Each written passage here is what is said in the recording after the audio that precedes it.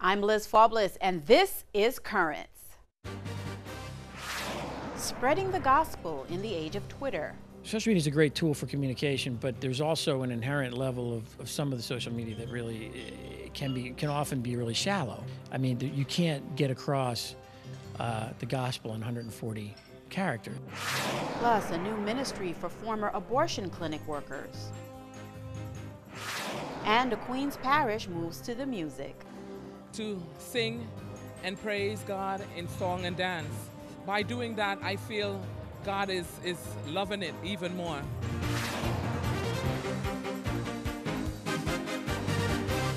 Good evening, and thank you for joining us. It's an industry that appears to be growing by leaps and bounds. According to a new survey from the Pew Research Center, the number of people using Twitter has doubled since 2011. 8% of adults say they log on to the site every day, compared with 4% last year. According to Pew, a rise in the use of smartphones may be contributing to the increased Twitter usage. And one thing is certain, Twitter and other social media have revolutionized the way we communicate with each other and how we get our news, and that is especially true for church media. At a recent Theology on Tap in Brooklyn Heights, a couple of Catholic journalists shared their insight on the ever-changing media landscape. We're here tonight for Theology on Tap at Amon's Bar in Brooklyn Heights, and we're going to talk about Catholicism and young adults in the media today. We have Tim Reedy and we have Bill McGarvey, and they both deal with communications and media. We live in a dialogic world where you say this and I say this back, and then this person over here says that. There's voices coming from everywhere. It's very important at my age to stay connected with everyone. It's the popular thing to do. The Catholic identity has been dispersed, and you're in a competition. We're in competition, really. We're in competition with everything, with people's jobs, their school, their girlfriends and boyfriends, their Facebook account, their Twitter account. In the days of St. Paul, of course, they were very limited in the ways that they can communicate. It was either, in person or often by an oral tradition. Now there are, myriad ways to communicate, but in many ways things are the same in that the message is the same. So the challenge is how to adapt the message to the new media. To me, a lot of what my work has always been about is about trying to see this faith in the context of the world we live in, and to have people give them the eyes and the lens through which to see a faith experience. I personally prefer to get my email and think about it, and I respond right away. And when you do that, I think it removes the passion from it, so perhaps people can think more clearly. We had a good group here today, and I think they were here because they wanted to learn a little bit more about what Catholic magazines, websites are doing to kind of reach out to a younger generation of Catholics. We talked about tonight the dialogue of faith, the people interacting on the internet, the people sharing ideas, people having discussions. If we're not there, then the church is kind of left out of that. Would Jesus go out there and get a Twitter? I think he would. I think if that was going to get people to come to the faith, he would do it. We are a Catholic enterprise, yes, but one that is engaged with the larger world and looking at the larger world and trying to bring a Catholic perspective to it. Jesus was able to go down to the Sea of Galilee and pick up fishermen. We need to go to Facebook and Twitter and grab people and bring them to Christ. The idea was that we wanted to look at church issues, of course, but also kind of beyond the church, and to bring the lens of the Catholic faith to the outside world. Social media is a great tool for communication, but there's also an inherent level of some of the social media that really can often be really shallow. I mean, 140 characters is what you have on Twitter, I think, right? I mean, you can't get across the gospel in 140 characters. I think there's definitely way more value in telling someone face to face of God's love for them, loving someone, obviously, person to person, sharing your faith with them person to person. But that doesn't mean it's not important, again, to be a presence in social networks, to be a presence online. Social media is not the only answer to dwindling numbers in the pews, but I do think pretty strongly that it is part of the solution to at least reaching out and helping people rediscover church. We have more currents ahead. A scorecard for the Vatileaks scandal. We'll get that, breaking news on the Defense of Marriage Act, and the rest of the day's headlines straight ahead.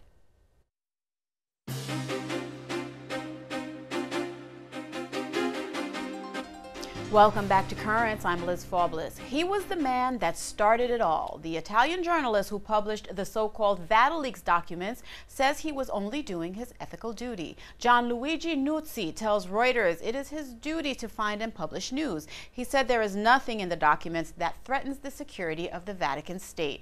The papers were published in Nuzzi's book, His Holiness, The Secret Papers of Benedict XVI. In an interview with the Vatican newspaper L'Osservatore Romano, the Vatican's Deputy Secretary of State said it is wrong to claim the documents were published in the name of transparency and reform. He says robbery and accepting stolen goods are both illegal and that a person cannot trample moral law in the name of renewal. And amid the many twists and turns in this developing story, Rome Reports has a who's who of the people involved. It seems almost everyone at the Vatican is discussing the leak of secret documents. As more time passes since the initial arrest of the Pope's butler, it's still not clear how much he actually knows and whether he was acting alone. But exactly who's who in this Vatileaks case? The person who has been most damaged by the release of these documents is Benedict XVI. Several newspapers and even a book released several of his private letters and reports he signed off on. The other person that seemed to be a target is the Vatican's Secretary of State, Cardinal Tarcisio Bertone. He serves as the closest collaborator of the Pope and is criticized in a number of the documents. Many believe the letters were meant as a way to discredit him. The third protagonist is Georg Ganswein, the personal secretary and shadow of Benedict XVI. He is being continuously updated as the investigation continues. He was the one to inform the Pope of the butler's arrests. So far, Paolo Gabriele is the only one being held in this case. He has been charged with aggravated robbery, and he has agreed to cooperate. In charge of the investigation is the Commission of 3 Cardinals that was created by the Pope on April 24th. They were charged with finding the source of these leaks from some of the most protected walls in the world. Heading the commission is the Spanish Cardinal Julian Aranz, who was prefect of the Pontifical Council for Legislative Text from 1994 to 2007. Working with him is Cardinal Joseph Tomko from Slovakia and the Italian Cardinal Salvatore Di Giorgi. All 3 men are trusted by the Pope and have unlimited access inside the Vatican. Then there's Domenico Gianni and his 100 officers of the Vatican police force, who help to investigate this crime. Gianni is the main point of security for the Pope and all of his movements. This case may end up in the court of the Vatican City, located behind St. Peter's Basilica. The judge in this case would be the Italian Piero Antonio Bonet, and the prosecutor would be Nicola Picardi.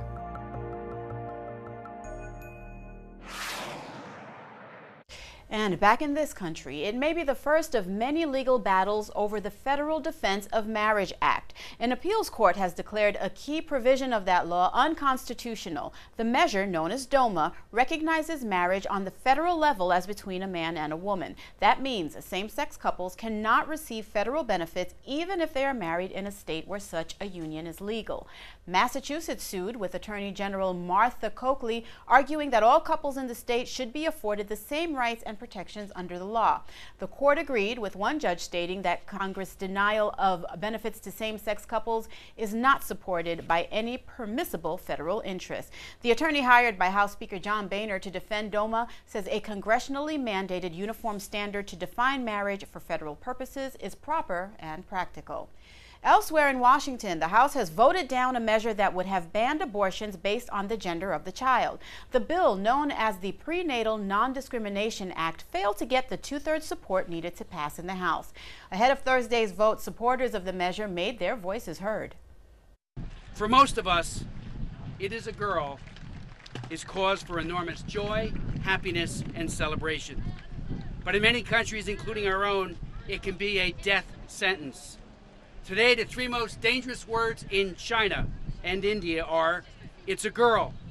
We cannot let this happen or continue to happen here.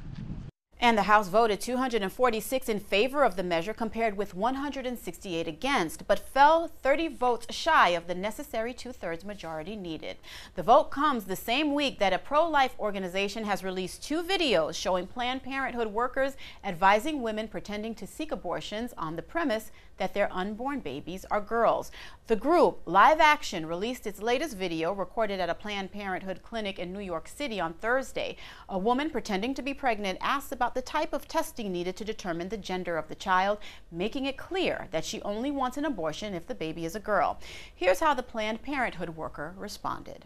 If you were to have what's called a CVS test, which is, do you know what that is? No. So CVS test is done between 11 and 13 weeks of pregnancy. Okay. And it basically tests, you know, it's a genetic test that's done, but it's just done earlier in your pregnancy, and amnios is done around 16 weeks. Later. This is between 11 and 13. Mm-hmm. And either of those tests can confirm, tell you what the sex of the pregnancy is. Okay. By sonogram, from what I understand, it's more between 18 to 20 weeks.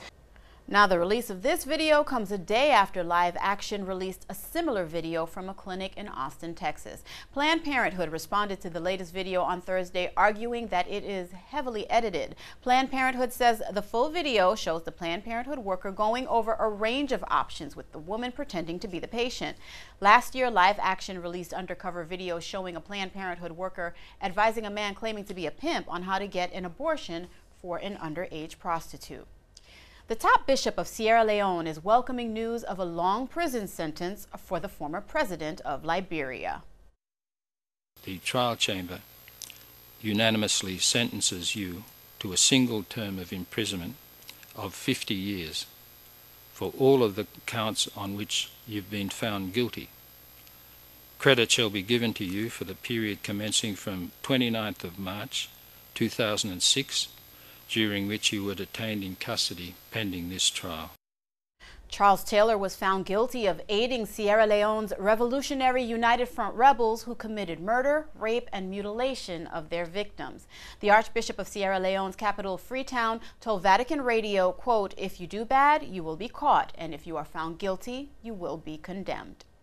And the 7th World Meeting of Families got underway in Milan on Wednesday. According to Asia News, the 3-day meeting took 3 years to prepare. 7,000 representatives from 150 countries are on hand. Among the hundreds of speakers, Brooklyn Bishop Nicholas DiMarcio, who will give a talk on migrants and families. Stay tuned, there's more currents ahead.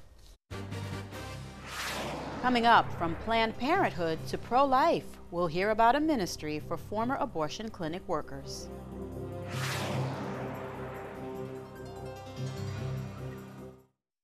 Another high-profile endorsement for President Barack Obama's re-election bid. This one from the Planned Parenthood Action Fund. This is the 3rd time the political advocacy arm of Planned Parenthood has endorsed a presidential candidate, saying there is no greater champion for women's health than President Obama. The endorsement comes as Planned Parenthood's political arm launches a $1.4 million ad campaign attacking presumptive Republican candidate Mitt Romney as just wrong for women. Over the years, Planned Parenthood's policies have raised the ire of pro-life groups, politicians, the Catholic Church, and even its own members. In 2009, Abby Johnson resigned as the director of a Planned Parenthood clinic in Southeast Texas after witnessing an abortion caused her to have a change of heart. Since that time, she has been an outspoken pro-life activist, even writing a book about her conversion. On June 4th, Johnson will launch a new ministry to help people trying to leave the abortion industry called And Then There Were None. I spoke with Abby earlier about how her life has changed since she left Planned Parenthood and what her future holds. Abby, thank you so much for joining us today. Oh, thank you for having me. Abby, you have said that Planned Parenthood put your pro-life beliefs in the spotlight, and it has been a journey since then. You have indeed had quite a journey since leaving Planned Parenthood. You wrote a book, you're launching your nonprofit organization. But before we get to that, tell me, mentally, how did you prepare for the decision to leave Planned Parenthood after nearly a decade of being with the company? Well, I mean, you know, whenever I decided that I needed to leave, it just came pretty naturally. I just knew that I had to get out of the abortion industry. You know, I'm not going to say it was an easy transition. It was not. I, you know, left all of my friends. My, you know, primary support system, I mean, was the people that I was around all the time. And so I was I was scared to leave. I didn't know how Planned Parenthood would react. I certainly didn't think they would react like they did. But I was very nervous. We went to a church that was really progressive and liberal, and after I left, I was told, we couldn't go back to that church because I was no longer pro-choice. So, I mean, a lot of things turned upside down in my life in a very short period of time. And so it is hard. I mean, it's hard. It was hard for me to leave. It's hard for all clinic workers to leave. Just that fear of the unknown. I didn't know where my next paycheck was going to come from, but I had enough strength in God and enough faith that it kind of been a foundation for me growing up, that I knew that I would be taken care of if I just did the right thing. And it certainly does sound very life-changing. Now here you are on June 4th. You're going to be launching your And Then There Were None nonprofit organization, and it ministers specifically to abortion clinic workers. First, tell us about the stream of consciousness that inspired the idea for this organization. Well, I knew that when I left Planned Parenthood, I was going to have, I knew when I started getting into the movement that, I was going to eventually work with clinic workers. There is no ministry for clinic workers out there. We have hundreds and hundreds of ministries out there for women who have had abortions, men who have had abortions, women who are pregnant, but we have nothing out there nationally for clinic workers who have left or who have a desire to leave the industry. And so I knew that was something that I wanted to do. I knew that was something that I was feeling called to do, but felt very overwhelmed, just not knowing how a nonprofit works, not knowing how to get it set up. And so I just, started praying about it, and I started having clinic workers contact me. They had read my book, they had heard my story, things like that, and they were contacting me and asking me if I would be willing to help them leave because they had similar sorts of feelings that I did. And so I did. I started doing that just kind of on a one-on-one basis with these women and men that were contacting me. And within 4 months, I had 17 workers that had contacted me that wanted to leave. And so I said, okay, I guess this is it. I guess this is God giving me a big push into this ministry. And so just started really praying about it and rallying people together to pray about, how this was going to move forward. And things just started falling into place, and it's been amazing just to see the transformation in these people's lives. And Abby, quickly, you mentioned that you wrote a book published a year ago called Unplanned. What was the hardest part about writing that book? I think the hardest part of writing that book, the hardest part of what I do now, is reliving the evil that I was a part of. And just, looking at that and putting it down on paper. I mean, for me, it's very healing, even to expose myself in that way. But it's hard to look back and say, oh my gosh, I was involved in these terrible things. And what has been the reaction from friends and from people who are now your opponents, the pro-choice camp, about the new nonprofit, the book, your change of heart? It hasn't been very positive from the other side, but that's what I expected. I mean, my goal is conversion. My goal is, conversion of women who are considering abortion, conversion of clinic workers, conversion of politicians, conversion certainly of people that are on the pro-choice side. I mean, and so I just have to remember the way that I was reached out to by the pro-life movement was with love and compassion and care and mercy. And so that's how we as a movement need to reach out to those that maybe are on opposing sides. And Abby, in the time we have left, when you think back on your time at Planned Parenthood, is it more about any regrets or is it more about lessons? It's more about lessons. I made a decision to basically, give everything that I had done, give over all of my sin to God and say, you know what, you do with it what you would like, and if you can use it for your glory, then please do that. And I feel like that's what he's been able to do. And I just look back and say, you know what, I don't know why I was there, but I know that it's God's will that I'm not, and that I'm speaking out against abortion. All right, Abby, thank you. That's the final word. We wish you so much luck with all your endeavors, and thank you so much for joining us today. I really enjoyed our discussion. Have a great day. And I should mention, And Then There Were None will hold a webcast entitled Exposing the Lie on June 11th. Johnson says it's an opportunity for the pro-life community to hear from actual former abortion clinic workers. They'll share their testimonies and experiences inside the abortion industry. It will also be an opportunity to help fund her new and vital ministry. Stay tuned. There's more Currents ahead. When we return, the church's message to the sound of music. When you sing, that's just a simple way, you know, just say, God, come, you know, join me in this little melody, and in doing so, just lift me up and lift my spirits up.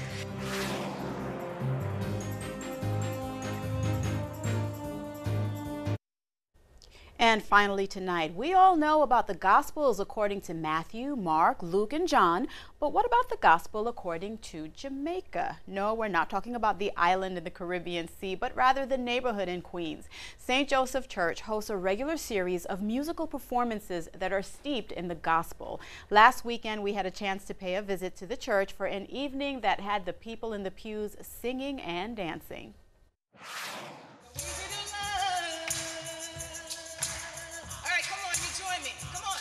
That Jesus in me, love that Jesus in you. That Jesus in me, love that Jesus in you. It's so easy. Today we're having the 4th chapter of Gospel According to Jamaica, which is a seasonal event here at St. Joseph's, which focuses on music and a way of people expressing their faith through various types of arts, and music is probably the best for us to engage in. Music is joy. Music is love. And this is what Jesus asked of us, to sing and praise God in song and dance. By doing that, I feel God is loving it even more.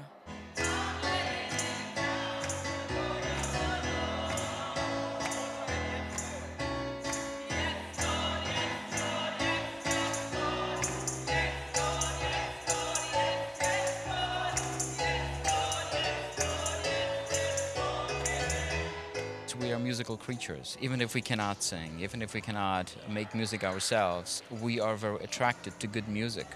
And that's why it's a good medium for emotions, for spirituality to be transferred. We can't get enough prayer, and when you sing, that's just a simple way, you know, just say, God, come, you know, join me in this little melody, and in doing so, just lift me up and lift my spirits up, and then let it bounce out to somebody else.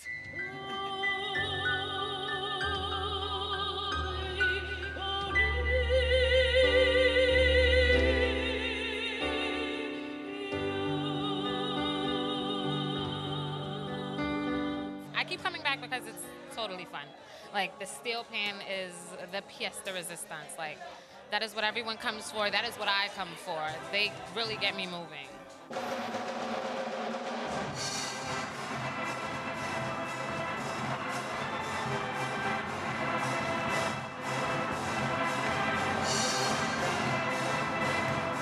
It just really moves you. It touches your soul. And when you're singing with everybody else, it's just like you can just feel the Spirit of the Lord, the presence of the Lord right there with you and with everybody else. We're going to play our part well, but it's ultimately up to God to form people, people's lives, form people's faith. And if we could be of help on their own journey towards seeing God in their midst, sometimes through music, then I can say our job has been done.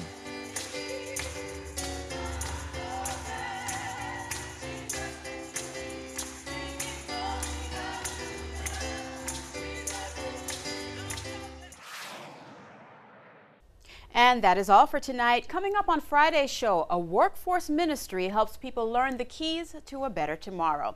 Until then, be sure to visit us online at currentsny.net. You can also get the latest from us on our Twitter feed. Just look for us at CurrentsNY. I'm Liz Faublas. For all of us here at Currents, have a good night.